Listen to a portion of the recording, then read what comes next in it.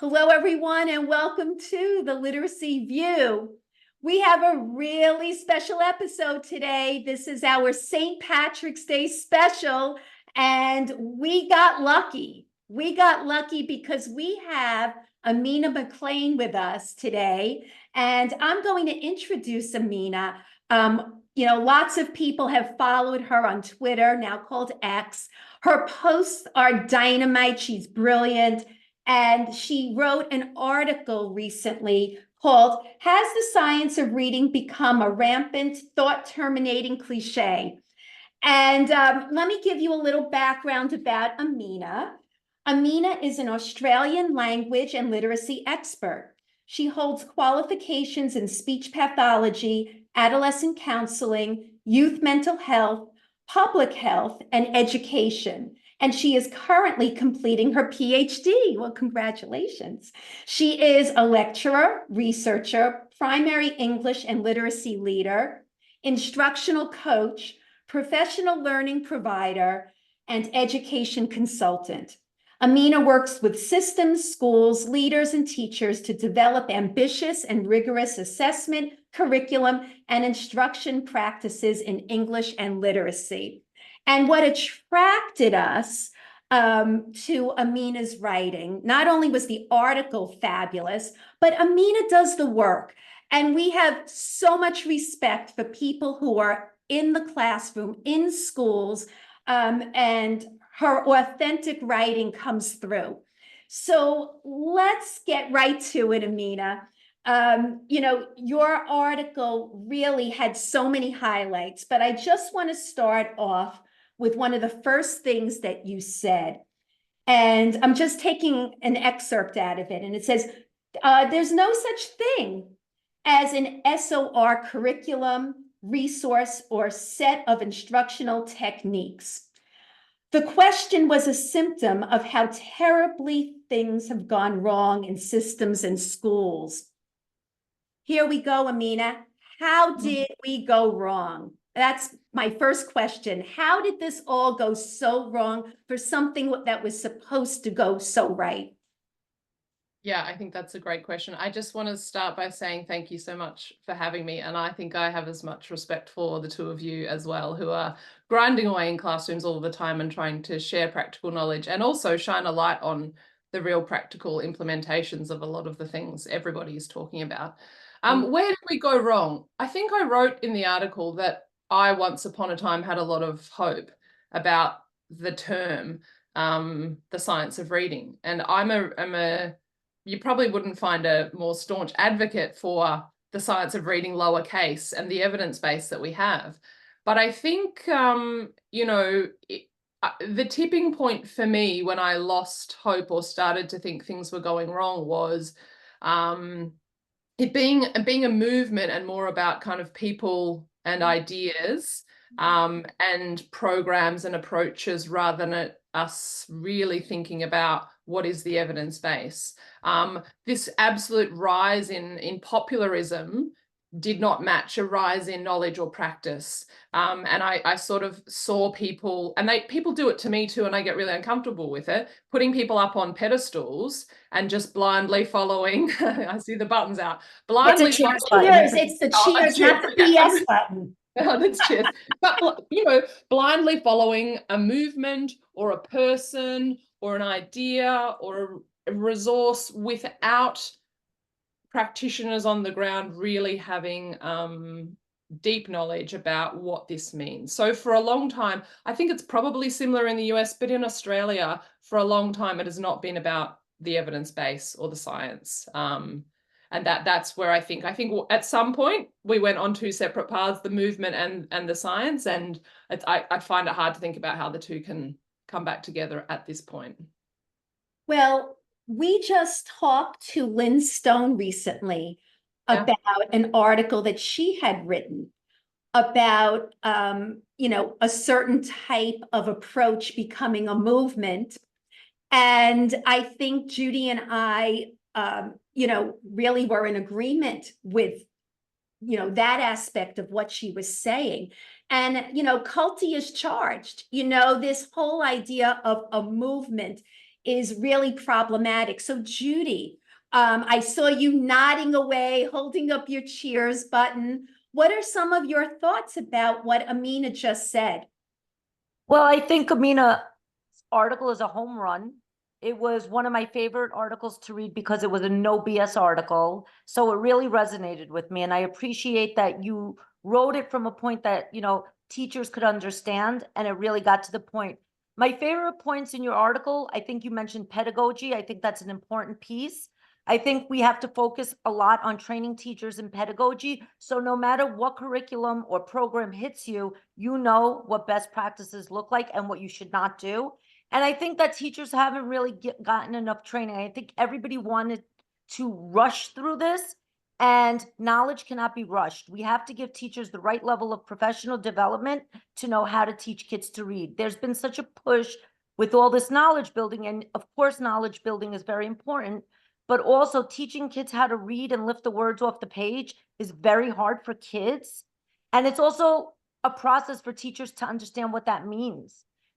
How to point to words, how to look at the words and learn how to decode them. If teachers don't have that knowledge in their toolkit, we're going to lose another generation of kids. And I think the other thing that you said, that there's a couple of things that really resonated with me. I think you mentioned the word granular. I think so many people are speaking in such general terms of what, has to happen in our classrooms because they don't really work in the classrooms anymore, or they're just pushing an agenda or a program, and their main goal is money and not, helping kids. And when we're helping kids, it does have to get very granular. It has to become very specific. And I could use a real life example. I was looking at data in my own building, and I know that I still have a lot of work to do. First grade is a very tough grade. Kids need a lot of skills in that grade. And if you don't get granular, it's very hard to shift data. And I wrote a memo to my principal about here's some things that need to happen and here are some solutions. So it's not really like, we implemented HMH or whatever program we implement, right? That's fine, but there's still a lot of work to do in teaching kids how to read. And if kids aren't having that practice and teachers aren't armed with that knowledge, we're going to run into big problems. So Judy mentioned granular, all right? And that was a term you mentioned in the article, Amina. Instead of this meaningless term, as you said, SOR, putting an SOR label on just about everything, or SoL, science of learning, or structured literacy. It really doesn't matter. It's about slapping a term on something and not really understanding, well, what does that mean? And I'm going to use your words, Amina, from the article. You had said, if somebody says, oh, we use an SoL approach, science of learning. And you wrote, well, what does that mean? In concrete terms, what exactly would you observe in these schools with respect to documentation, assessment, or teaching and learning practices that would mean they were an SoL school? And who decides? I love that. And who decides? Could you, expand on that a little bit, talk a little bit about what you meant, get a little granular with us? Yeah, I think it's a really good question. I think it's the heart of the point I'm trying to make, is that I'm in my own school, but I'm also across any given year, I'm in a lot of schools, and I see a lot of schools that will say they're doing SOR or SOL, and it does not mean the same thing in every single school. In fact, I would say every single school has a different interpretation of it. Now, sometimes it might be that they've read an article on something like cognitive load theory, or they've read an article about the 5 keys to reading or something like that, and they'll just attach that or superimpose that and say, well, that's what we're doing. Now, I think, firstly, I do think terms can be useful if everybody agrees on what that means in practice. I think you're probably aware of Greg Ashman in Australia. Mm-hmm. He's academic and school leader and podcaster and all sorts of things. And he He's kind of the first person I've noticed in the last week write something that was disagreeing with me, but actually disagreeing with my arguments, as opposed to just being hysterical, which is most people have just gotten hysterical. He said to me, which I think is the whole point, the science of reading movement, if it makes you hysterical, if someone says, be careful about this, that's telling us this, I'm making the right point.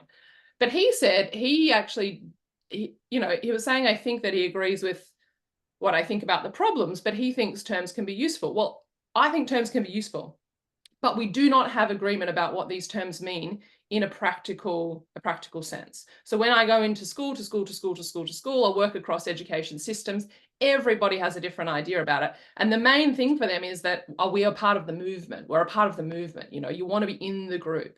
Well, what does that mean? What are you doing? And as soon as you start having those conversations, people can't answer those questions.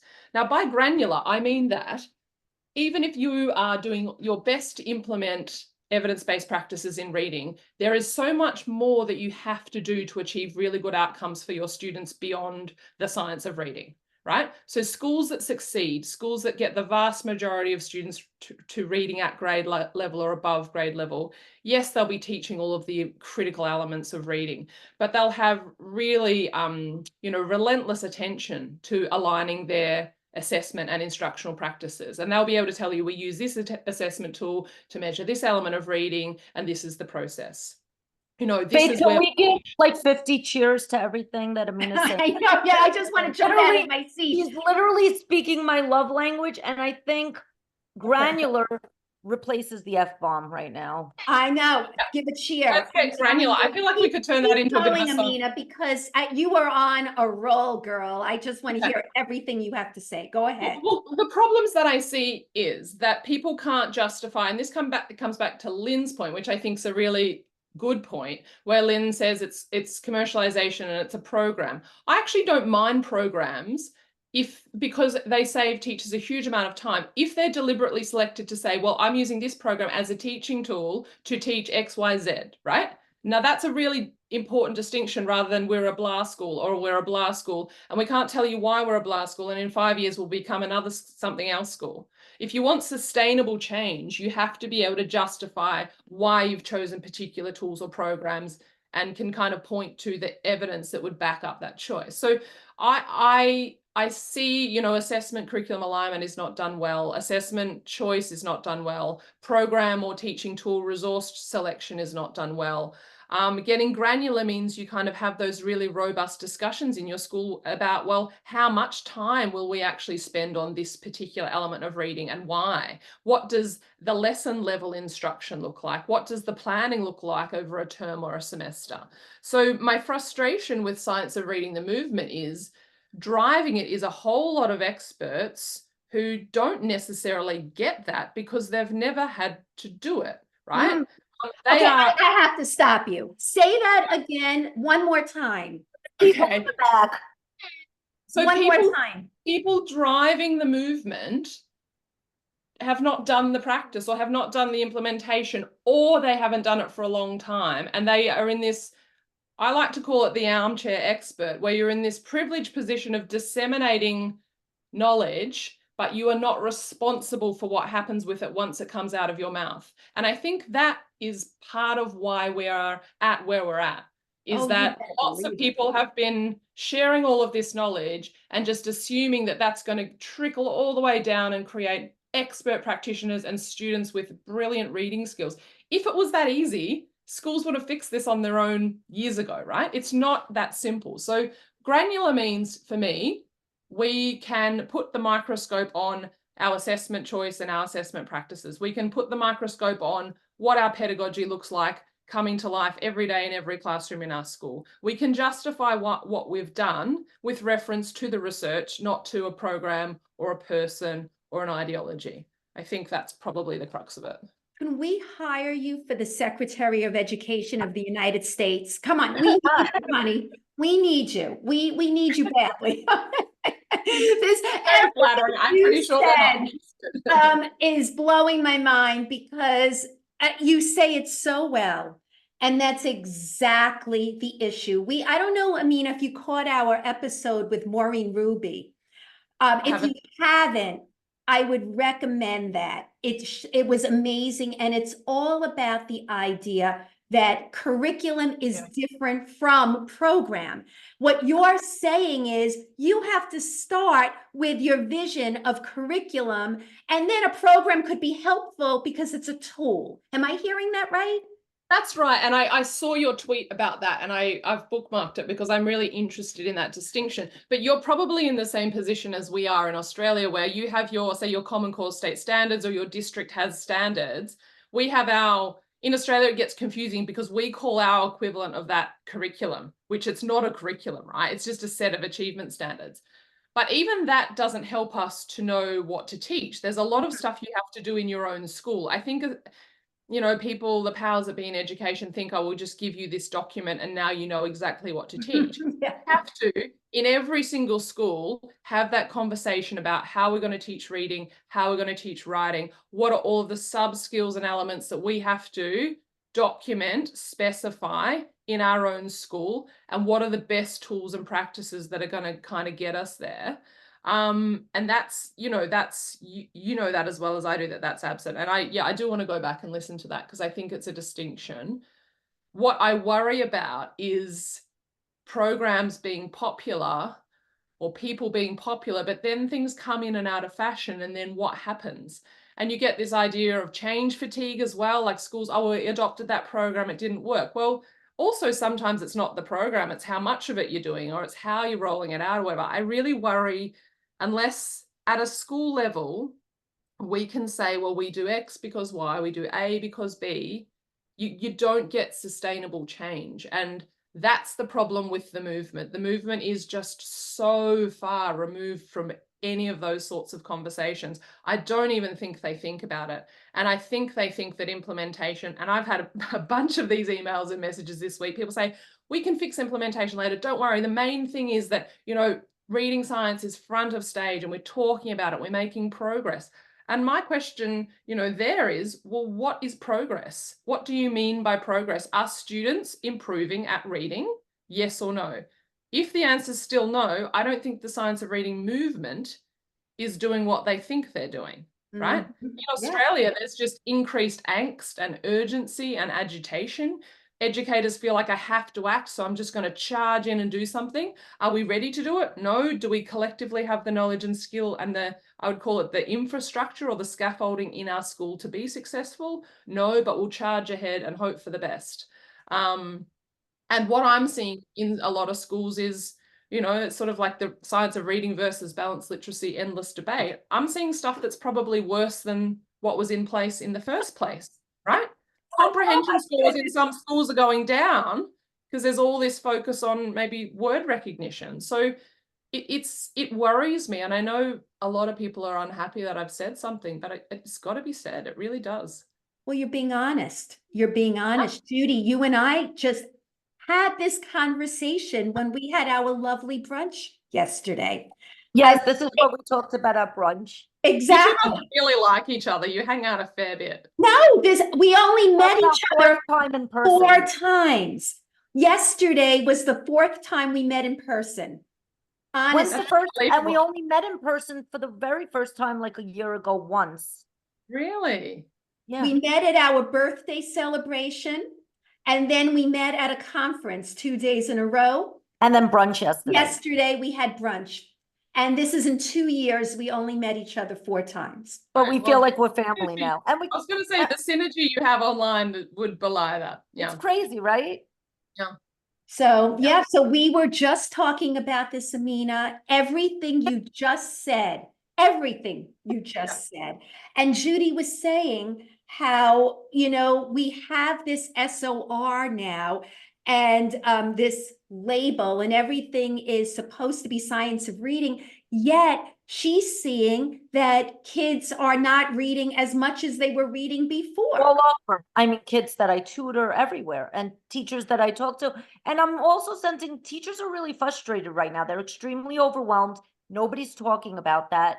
All these programs have so many resources and, you know, they don't know, you know, what's best and they're having to make decisions on the fly. I think what's going to get easier is you know, taking really good notes this year, what's working, what's not working, what shifted the needle, what didn't shift the needle, how did you budget your time? Did we give enough time for kids to have that application piece of reading, which is critical too? I think that, you know, creating a quality curriculum doesn't happen overnight, but those conversations should kind of be memorialized, maybe on a Google Doc or some kind of, you know, thread that you are keeping with your administration in your buildings to say, hey, this worked really well, or this didn't work well, or these standards, these kids are still really struggling with. Maybe we need to, you know, look at that more deeply. But I think one other thing that really struck me was how your article began. You said, I was running a workshop last week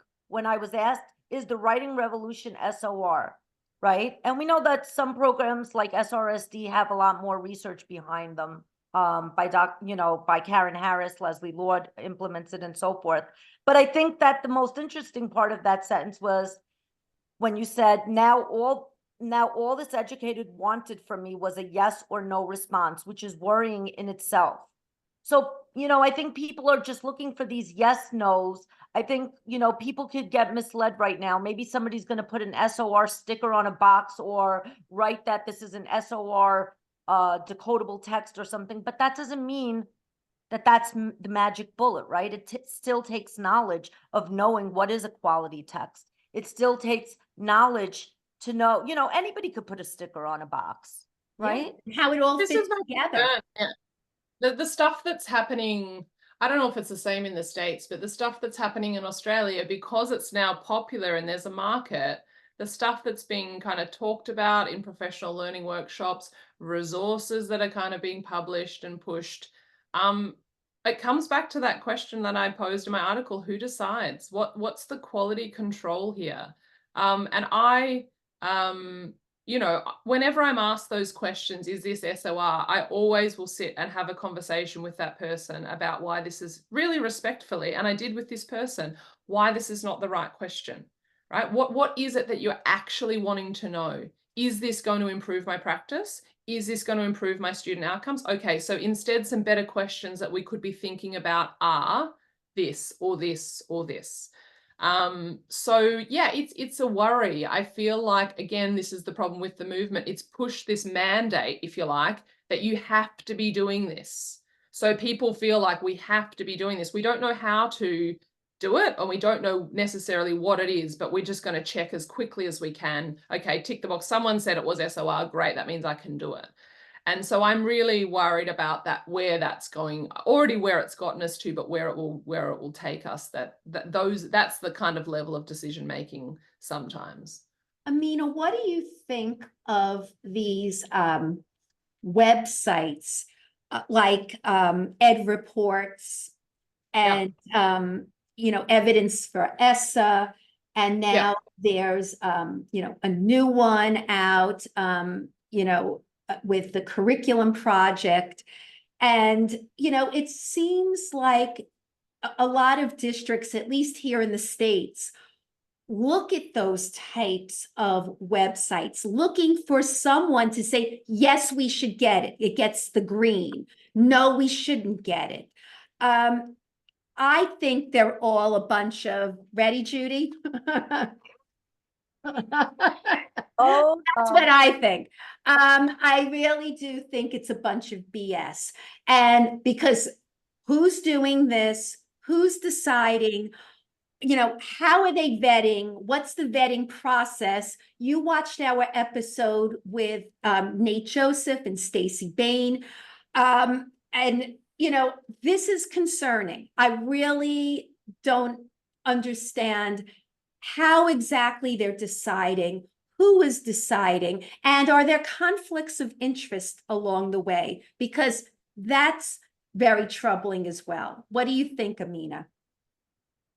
Yeah, I think the context in Australia is a little bit different, but we do still have this idea that if we have these websites that people can go to, they can just all of a sudden just kind of know everything, or a decision is made for them. That in and of itself, I think, again, talks to us about this gap between maybe research expert and practice expert that you think that you can kind of publish something on a website and what we would expect that to achieve, I just don't know what. Like in Australia, we do that chronically, where it's like, oh, here's a 1-page guide on the science of reading. Here's a 2-page guide on something. What on earth is that going to do? Like, think about all of the things that have to be traced through from that point to students facing a teacher for that to be impactful. Like, it's just nonsensical, I think, the superficiality of it. But also the idea that I kind of disagree with kind of contracting out our thinking to other organizations. We want to be able to do that thinking in our school, right? And I kind of, it's part of the problem. I understand where they're coming from, that they want a place where schools can go and go, if you choose between these 5 knowledge-rich programs, or you choose between these 5 phonics programs, or you choose between these 5 writing pedagogies, you're probably going to set yourself up for success. There's 2 problems there. Schools don't have to do the thinking and build their knowledge and justify the why in their context. But also it sets up this false expectation that if we do this, we'll succeed. And we know that if you pick up a program or a curriculum, there's no guarantee that you will succeed. There is so much that you have to do to implement it. So 1, we don't do enough thinking because we go to this font of knowledge. 2, we pick up something that's promising us success and we're not guaranteed success at all. So I think schools need to be aware of those risks. You know, I'd love to see websites and organizations that were like, hey, let's help you with implementation. Let's help build collective knowledge in your school or your system about how reading develops, the best bets for teaching. And then maybe we can think about tools or curricula to get you there once you're fully informed. But my worry is that schools are pressured right now. They go to these places, they pick something, they reflexively implement it. Maybe it's not even right for their teachers and their students, and they do it, and maybe it works, maybe it doesn't. And then 5 years' time, where are we? We don't know. So it's a real risk, I think.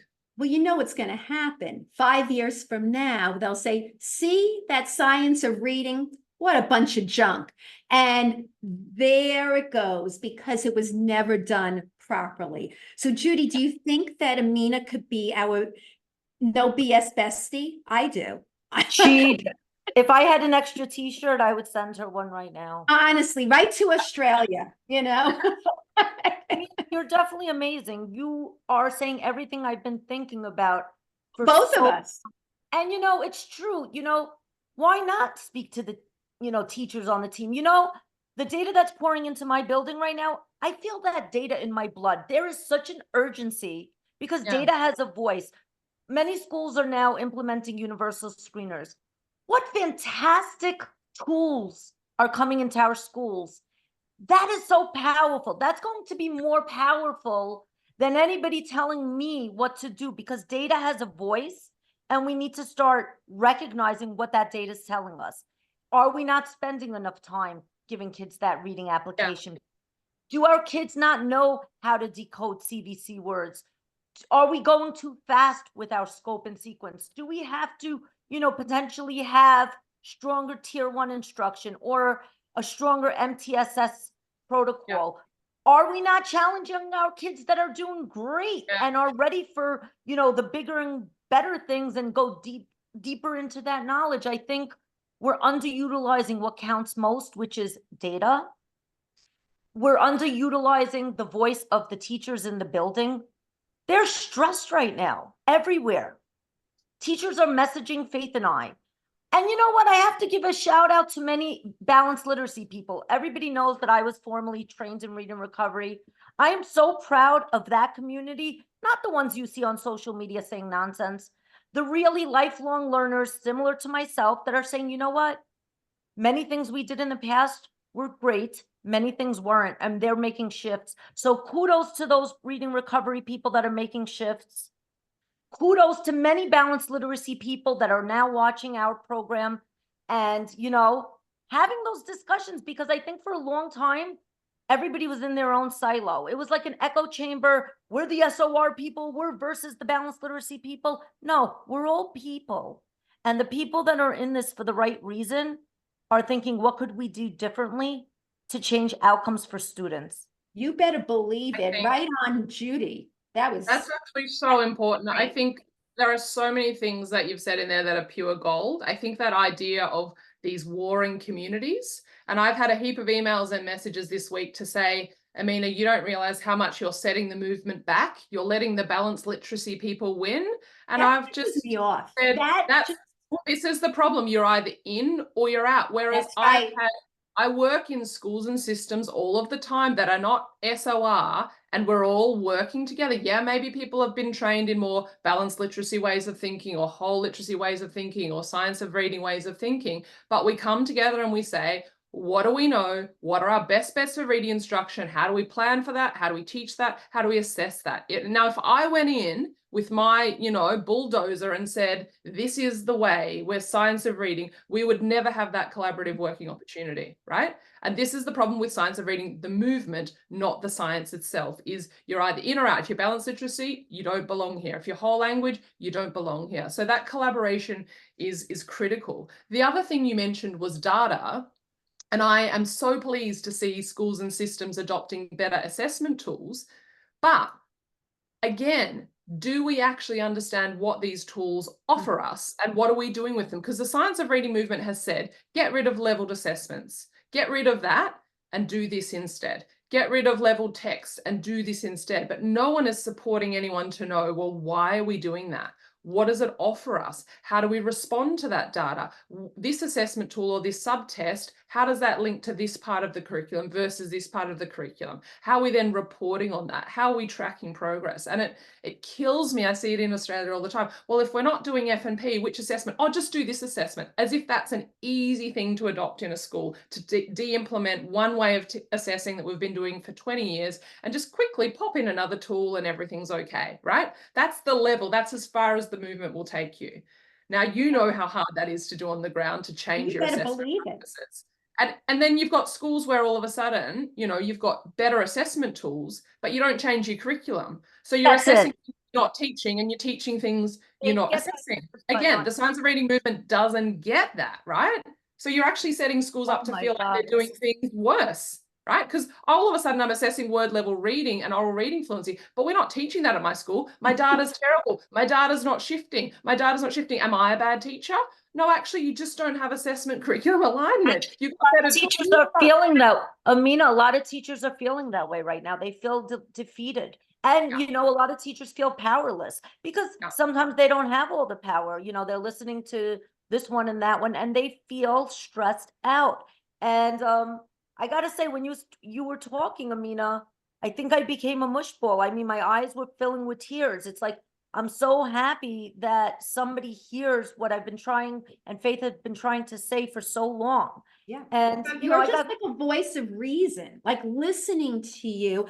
And just this idea about, we've talked about this, Judy, the club, that's what we call it. You're in the club, you're out of the club. You're a club member here. And if you raise any questions, there are certain Facebook groups that will not allow our podcast even in the group because it goes against the club thinking.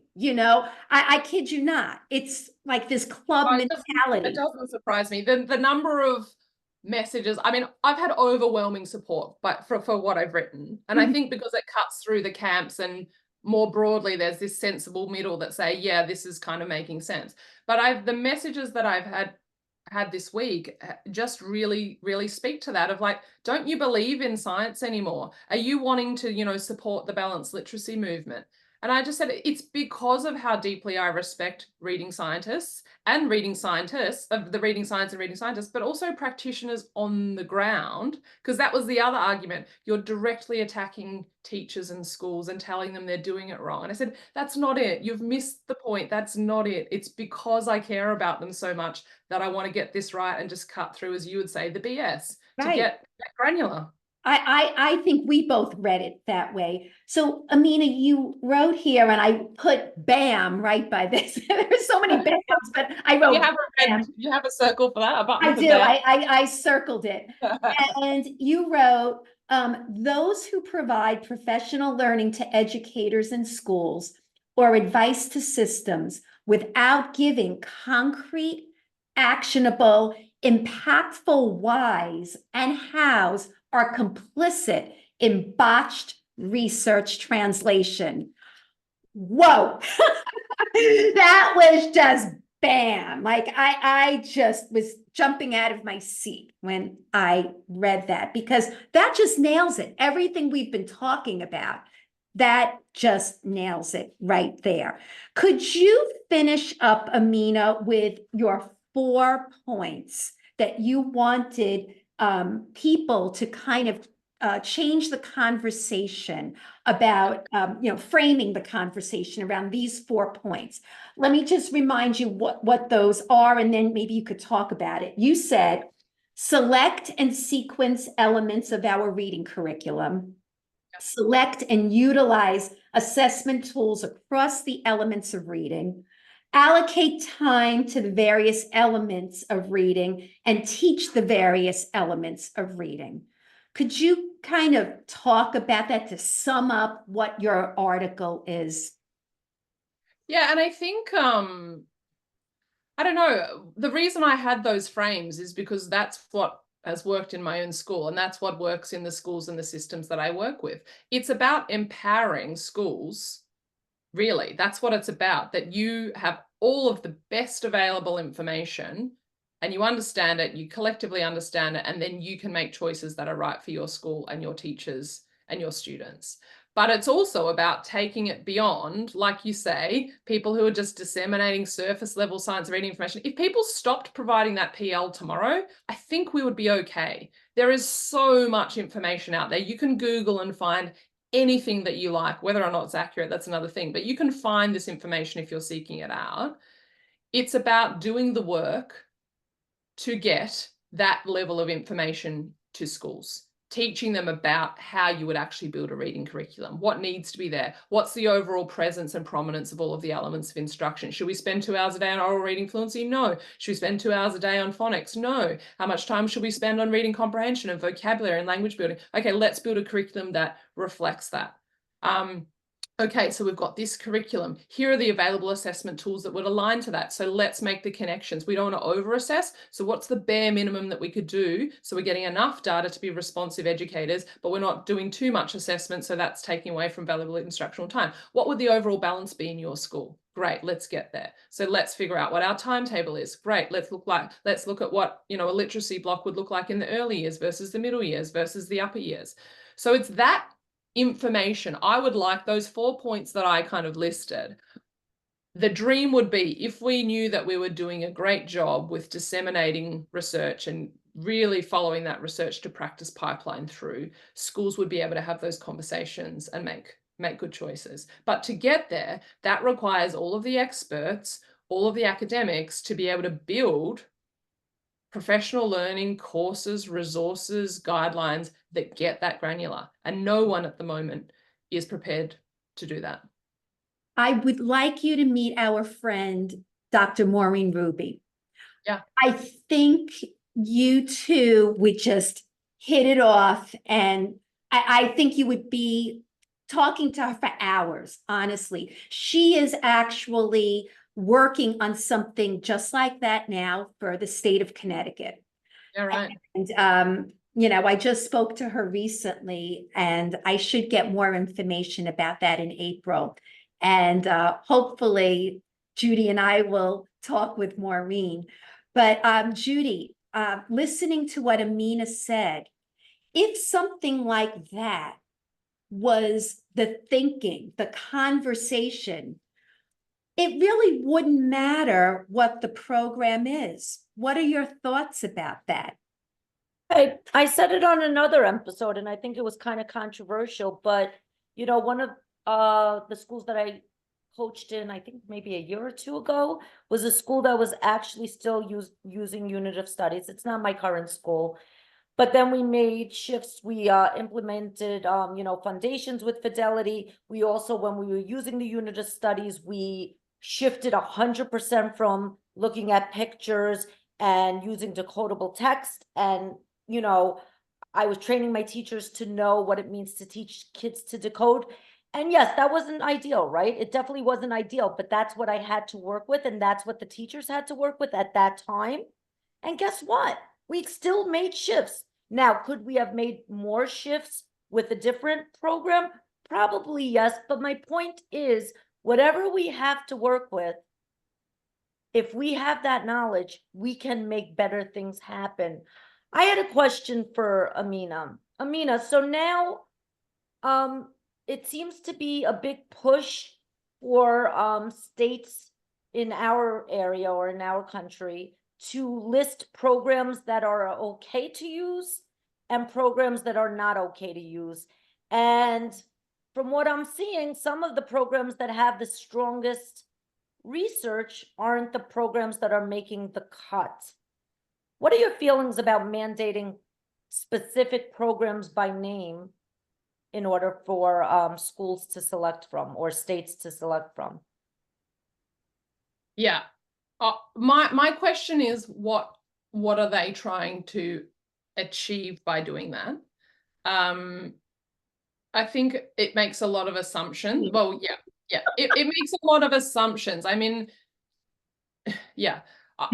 I can see, I work with a lot of systems, so I know how they think about these things, and they think, well, if we just tell schools, 5 things that will be okay, at least we're kind of narrowing the focus, and maybe we can control the quality of curriculum choice in schools.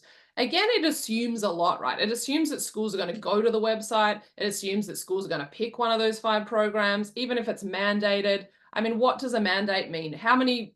I don't know what it's like in the US. In Australia, we can pretty much do whatever we want in our schools. Like, no one's coming to check, are you teaching this program? Are you doing this? Are you doing this? And to be honest, there's no one in the system that would have any sense of what expertise would be anyway, and what they're looking for, what success would be. They're just like, are you using it? Tick.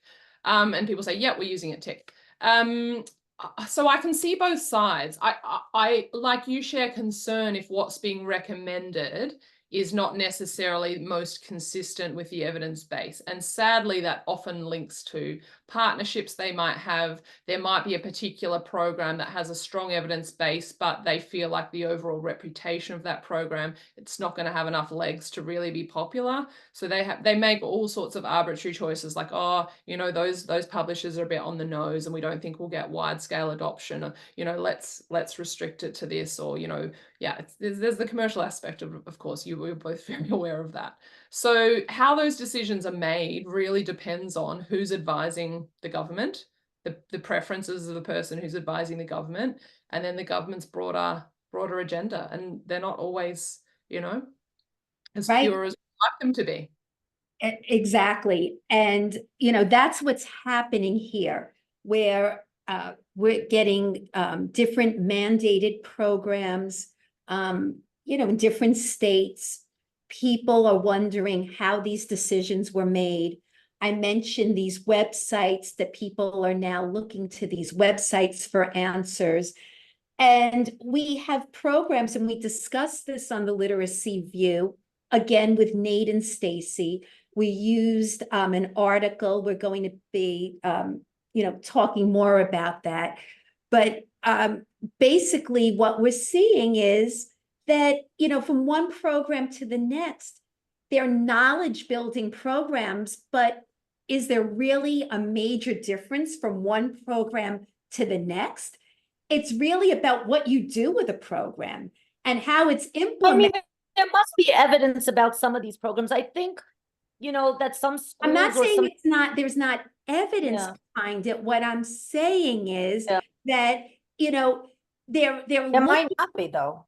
Well, there may or may not, but that's not even the point here. The point is that if we don't look at the programs and talk about what Amina's talking about, actually, what is it we're trying to achieve, then what's the difference from one program to the next? Could you talk a little bit about that, Amina, please? Yeah, I have an unpopular opinion here. Oh, it'll probably be popular with us. I think sometimes the measures of effect of these curricula that are available en masse, what they do when they evaluate its effect is they compare it to business as usual in schools. So schools are doing whatever they're doing, but these schools are doing our curriculum, and doing our curriculum, these students do better. Now, here's my unpopular opinion is, we can drastically shift things for students just by specifying a curriculum. A lot of schools don't do that, right? So, for example, if we narrow it to word recognition, just by having a phonics scope and sequence that you follow, your students are going to do better. It doesn't matter if it's scope and sequence A or B or C or D or E. It doesn't matter. My view is they're much of a muchness. It's whether or not it's in place. It's the same with knowledge building. And you can purchase a curriculum, adopt a free curriculum, or build your own. What matters is, are students reading challenging texts every day, learning vocabulary, having rich discussion, having opportunity to apply strategies, having some linked writing instruction, and that is specified in your school. We will read these texts, we will learn about these topics, we will learn this vocab, we will do this aligned writing instruction. So the research that supports a curriculum program is telling you that doing this and specifying learning in this way is better than not specifying learning at all. Well, duh, of course that's going to be better. It doesn't mean that this curriculum is the best in the world. Now, I love to see it. I'm a big fan of knowledge-rich approach, really challenging text, build knowledge, build vocab. You know, we do that in my school. But, you know, what we've had to do with curricula like that to make it work in our setting, it's not necessarily what we downloaded or adopted, right? There's some really interesting research that's being done out of Harvard. James Kim and colleagues are doing this stuff, where you might have seen a paper came out last week or the week before where they're looking at a knowledge-rich science curriculum. And they've built this science curriculum. But what they've done is specify the knowledge, but also support teachers to have what, you know, I would call a dialogic pedagogy, where you know when to stop, you know when to ask challenging questions, you know how to push students and cause thinking, and you've constantly got this back and forth between teacher and student. And they've found, yeah, students build science knowledge, but you build reading comprehension, and that transfers to other subjects like English language arts and maths, and you see this progress sustained over 12 months or more. Now, you could say that they're evaluating that particular curriculum that they have designed, and that is correct. But they're also evaluating the value in getting granular, right? That's what it is. Right. What will we teach? When will we teach it? And how will we teach it? And every single school in the world could do that in their own school and be successful if we had that lens. So it's great that we've got these tools available, but I think sometimes the effect that we're measuring is that compared to nothing. No one's really comparing, say, 5 knowledge-rich curricula and saying which one is truly the best, right? No one's really doing that research. They're saying, does a knowledge-rich curricula get better reading or writing outcomes than schools doing their own thing? So I always kind of try and bring it back to that. I hope I've represented the work of Kim and colleagues accurately. I think that's right, but you can find the paper they've tweeted out recently. But would you send it to me? Would you? I didn't see it. I'm not familiar with what you're talking about now. So I probably missed that. If you could send that to me, I would love to read it. Yeah.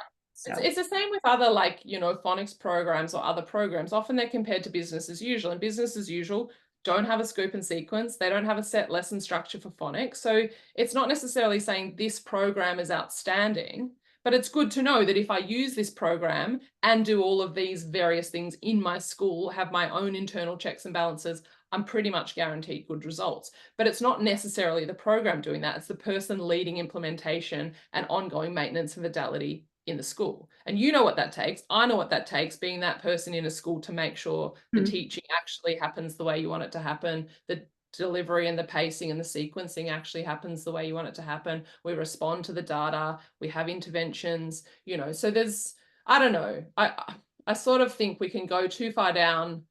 That's the danger of having a little bit of data literacy, is you go, well, research shows that this curriculum does good things, so we'll do this curriculum. Okay, are you going to do it in exactly the same way as they did it or intended when they created it? Or what would successful implementation look like in your school? I can't ask anything else. Honestly, you are just a home run in everything you're saying. So I don't know who would get mad at you, but I know it's not me. Wait, you know what? I have something to say. She's from I'm getting an Amina shirt because I'm like, honestly, I'm like one of your biggest fans. Hey, you know what she is? So she's from Australia, but she's like a four-leaf clover to me for our St. Patrick's. Really is. I am She's in the so green. lucky to have this conversation. You've made me feel optimistic because right now, like I said, you know, it's a little crazy in the schools. It's really hard, and there's so many things to think about, and people have to move away from thinking there's this magic bullet. I have to be honest, and this is controversial. Dun dun dun. You ready? A truth bomb. I saw more reading in the classrooms before. Right now, during the balanced literacy days, kids actually held books a lot. And yes, we know guided reading is not the right approach, but at least I saw a lot of small group instruction and kids reading books and, you know, moving their finger. And I hope, you know, we have, if we have the knowledge, we know kids, you know, strengthen the core tier 1 instruction, but kids still need to read. Kids still need attention to read. Kids should still be immersed in books and read for different purposes. Those read alouds. I want to see just as much of that in those classrooms. Yeah, and that's the balance is wrong, isn't it, at the moment? The balance and the movement has caused that because it just zoomed in on, you know, that narrative of how we're teaching word recognition. Yes, yes. Amina, I just want to thank you for taking your day off. It is like Labor Day in Australia today. Oh, wow. And Amina took the time to spend with us, and we couldn't appreciate this conversation anymore. It was just wonderful. And just thank you. I hope we could have you on again and you'll be our no BS bestie because we just love speaking with you. Thank you so much. That's my pleasure. It's been great spending this time with you. Amazing. And thank you for everything that you do. Thank you. Judy, you want to give last words? Go ahead. All right, so follow us on our website. The new website is up and running. Our live Twitter feed is on there as well. It's theliteracyview.com. Follow us on our favorite platforms, Instagram, The Literacy View. Follow us join our Facebook group, The Literacy View. Real Teachers Letting Loose, The Literacy View. Our group is growing. Message us. You could also message us on our website now. We're getting a lot of people emailing us, you know, sharing their thoughts. Keep on doing it. And we want to stay in contact and share and subscribe everywhere. Write us some good reviews, and we love you. And happy St. Patrick's Day. All right. Thank you.